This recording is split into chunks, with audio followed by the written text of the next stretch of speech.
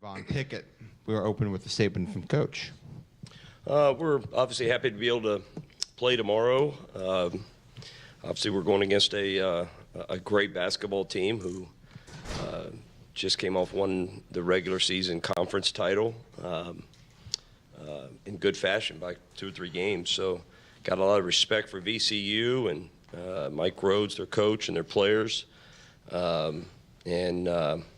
You know, we know we better be ready to go because obviously they're a really good basketball team. But excited to be able to keep playing. That's what it's about at this point. Give it everything you got every game and try to figure out how to get to the next day. And we were able to do that last night. All right, we're going to take questions for the 3 student athletes. If you have a question, please raise your hand. We're going to go to here, Stu in the first. Please do your name and affiliation. Stu Durando, St. Louis Post-Dispatch. This would be for all 3 of the guys. You all are from St. Louis or St. Louis area. Can you just address kind of what you think the importance is or how it's worked for you to have guys who are from the area, maybe familiar with each other from the get-go and so on?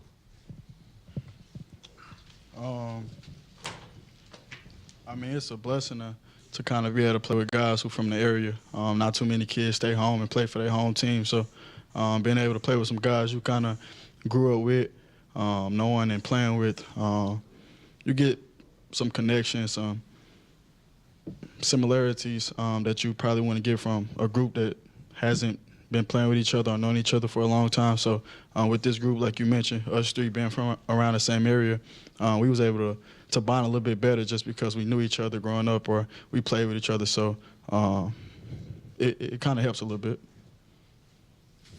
Either of the other, just address what that's been like having you guys from here.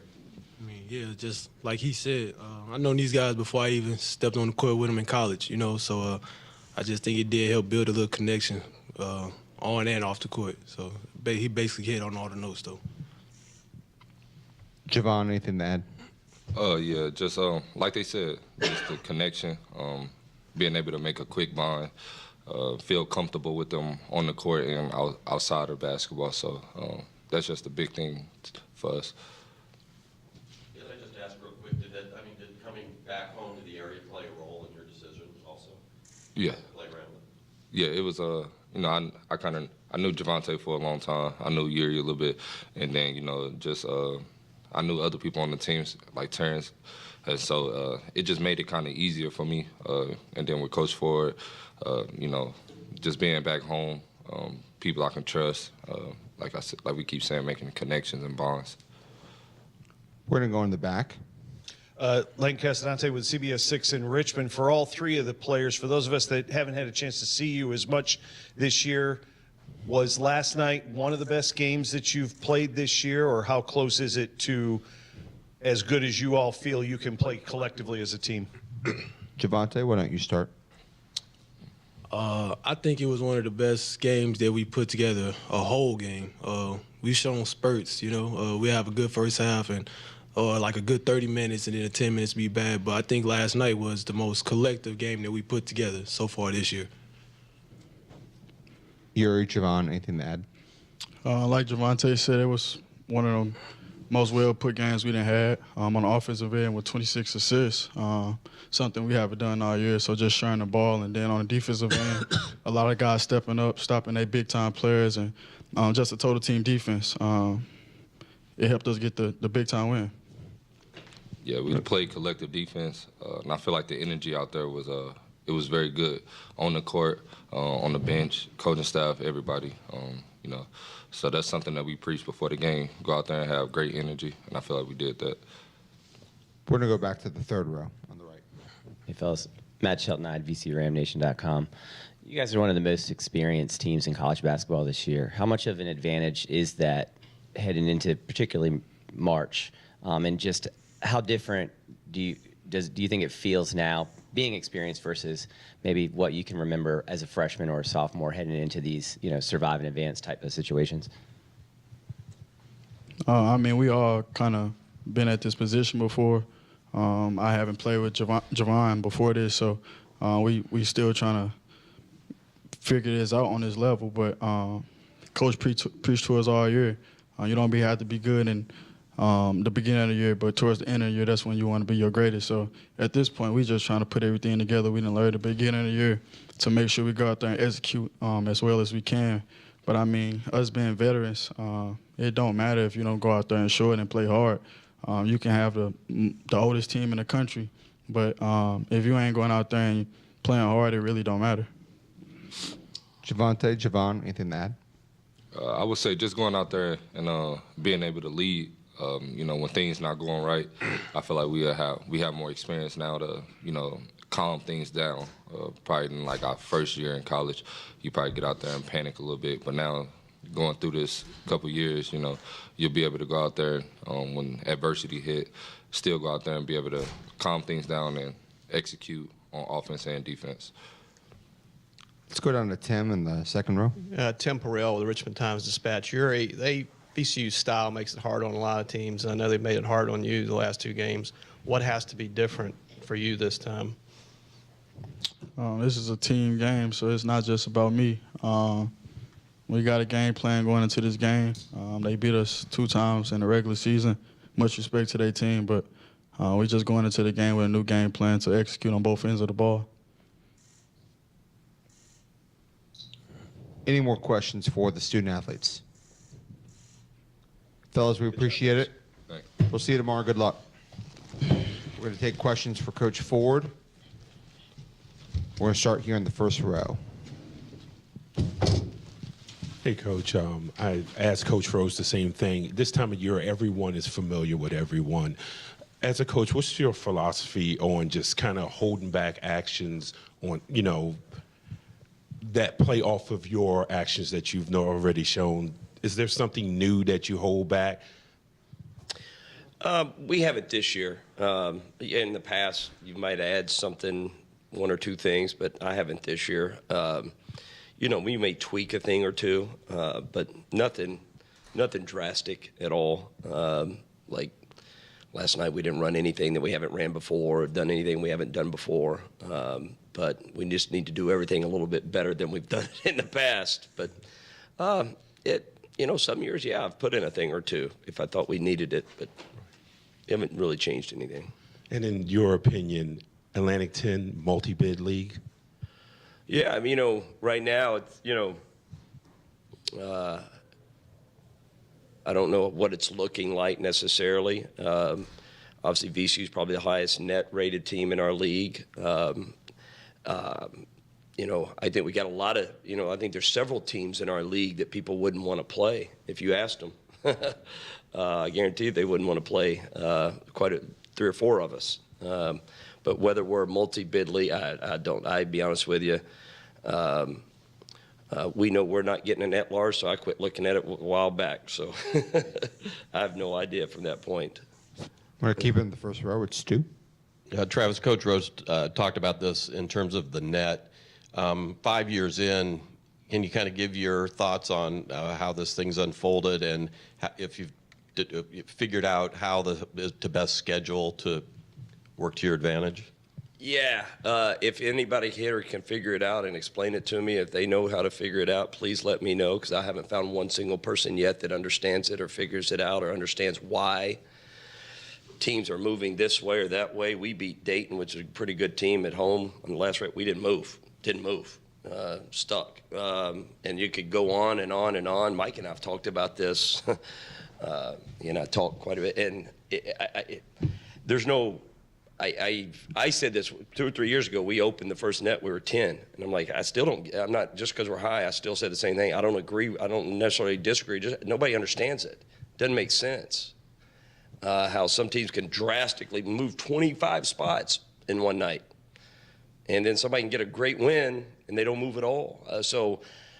And I think they've even said, if I'm correct, I think they don't want you to know on purpose how they figure it out. I think that's true. It's almost like somebody's behind is it Wrigley Field where they just start putting stuff up on a board or something, and I don't know if the computer's figuring it out or somebody says, hey, I like that team, let's move them 25 spots, or hey, whatever it is. But I think this summer we got to spring meetings, and it sounded like a bunch has changed because then they started telling us we needed to schedule differently, like easier. And every time we go there, all they talk about is you got to schedule harder. And then all of a sudden we get there and like, hey, you need to schedule easier. I'm like, wait a second, what? Well, offensive efficiency matters. I'm like, well, I've already scheduled all these. Now you're telling me. I think it's a mess, but it is what it is. I just don't understand it, and I don't know if anybody understands it. And I think if that's the case, is that a good thing? I don't know. The people smarter than me can figure that one out. We're going to go back into the second row. Tyler Cronin, 3-bid league. Coach, you put Javon Pickett back into the starting lineup yesterday, and he had a great start to that game.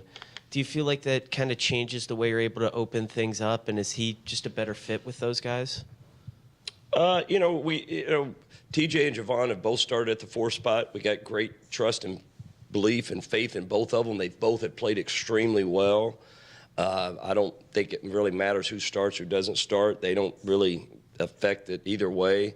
TJ got into the starting lineup when Javon got hurt and was sick for a couple of games, and then we just kind of kept going with it. And Stu and I talk about this, and Javon started on senior night, so I just kept kind of rolling with it. Believe me, there wasn't no scientific decision of, as you hear all head coaches say, starting is probably the least thing that we care about, and that's true with this team. But we have great faith in Javon and great faith in TJ and all those guys. We're going to go back to the third row and then to Stu. Coach, VCU they've hit 60% plus from 3 in a game. They've hit 0% from 3. Just as a shooter and a coach yourself, what do you think is the key to getting them to that ice cold VCU from what you've seen in film? Yeah, I think it's just true for anybody, us too. I mean, we're a decent pretty good three-point shooting teams on some nights, and some nights we can't score. We don't make them. And I just think it's, I just think whatever night it is, defense has a little bit to do with it. Some nights not, we went to Richmond this year and played really good basketball, and they make 17 threes on us. And they're banking them in left and right, and I think 4 or 5 of them came under 2 seconds, and you're just like, out of 17 of them, we probably would have gave them 15 of them, or felt good about it. So it's one of those things that you try to defend it as well as you can. It's not, I don't think it's anything about VCU or St. Louis or Richmond. And some nights you're going to make them better than others. Some people are a little more consistent at it than others, and everybody has a strength. Some people's strength is three-point shooting. Some people's strength is driving it. Some people, different things like that. So, I don't put a lot of stock into one or the other.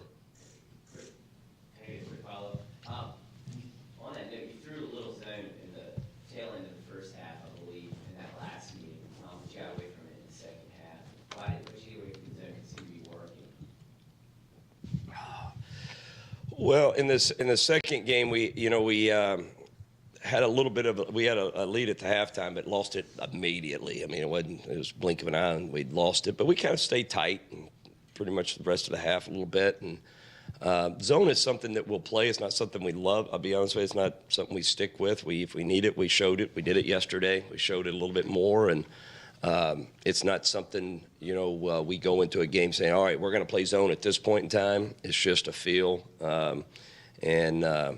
It's not something that, we played a lot of it yesterday. So, I'm sure they'll be ready for it tomorrow, but it's not something it's not at the top of the game plan.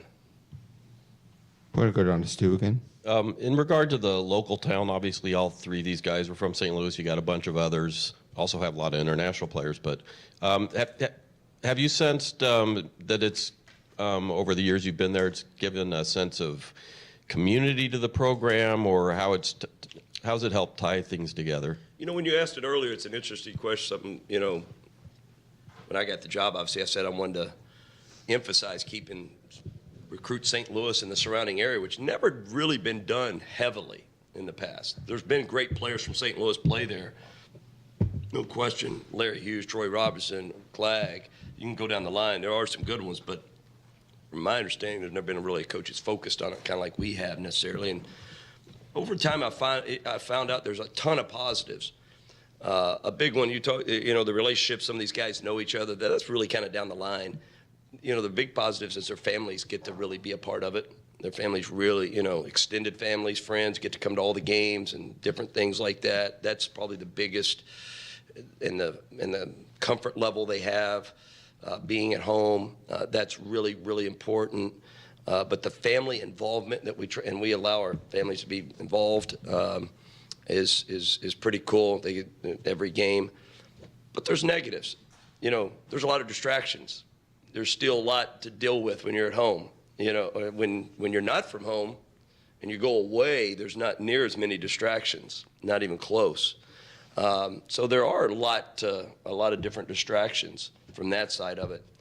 And then and what you mentioned, I don't think there's any question from everything I hear from everywhere I go, and you see it too, that people kind of go up following Erie Collins at St. Mary's High School for 2 or 3 years.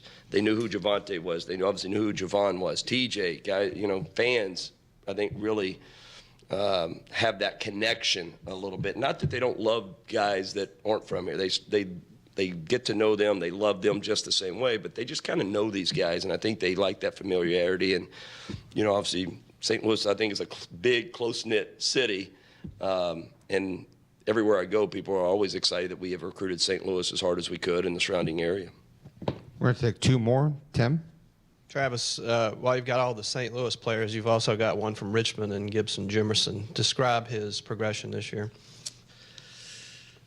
I've said it a lot and just got through talking to you guys and everything and mentioned to them too and yesterday. And the thing I've been so impressed with Gibson Jimerson, obviously he's one of the biggest gym rats I've ever been around. He's got a routine, and it's a multiple extra routine in the gym a lot. Very disciplined in what he does. But what I've loved is the progression. When we recruited him, I loved his size and how he could shoot the ball. Saw him play AAU and watched him a game and went back and told my assistants, hey, go see what you think. And they came and said, hey, he may fit your system. And we kept talking to him, wasn't being highly recruited at all. Went to Montverde and recruited him, got him in on a visit, and he committed. And from that point on, he has improved. Every year we talked to him about something he needs to improve on. Because when he got there, he was a three-point shooter, standstill three-point shooter, gave him the ball, let him fire it. Then we told him, hey, you need to figure out how to get to the foul line. He was playing like 27, 28 minutes and shooting, I think he shot maybe 15 free throws the whole year. And then he said, all right, next year, in the first 4 games, he had already shot more free throws than he had the year before. Then we said, all right, now you got to learn to move without the ball, use screens, this and that. Now he's done that. His progression has been very, very impressive of how he's expanded his game and obviously become one of the better players in this league, for sure. We're going to wrap up in the back. Coach, in both games this year with VCU, you guys have played them evenly or outplayed them for parts of each game. Not very long. Well, are you the type of coach that when you go back and look at those games in preparation for tomorrow, will you focus more on what you did right in those moments or what may have gone wrong to lead to the end result? Well, there was a lot that went wrong, so it came up on the wrong side. It's a little bit of both, for sure. Obviously, there's areas of improvement that you need to make when you don't get the results you want in anything you do in life. So, but there were some things we did decently. But it's a combination of both. There's some things that stood out in both games that we need to get better at. But again, VCU's a great team that won our league, and got a lot of respect for Mike and what he does and the team he's put together. And we're going to have to play well, to say the least. Coach, thank you. Good luck tomorrow. Thanks, guys. Thank you. As a reminder.